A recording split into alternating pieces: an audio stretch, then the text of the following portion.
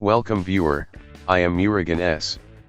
This video tutorial describes, fix this app package is not supported for installation by app installer because it uses certain restrict. Open any browser.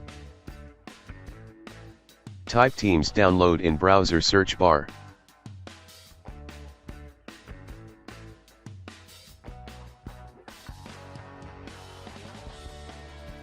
Click download the app installer first.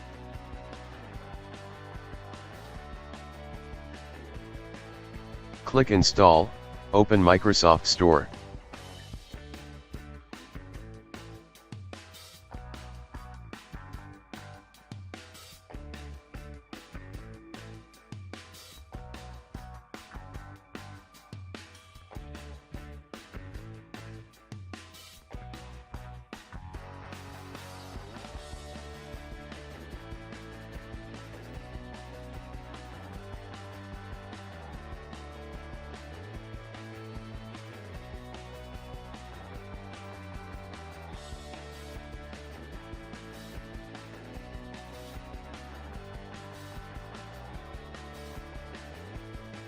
I hope this video tutorial helps to you.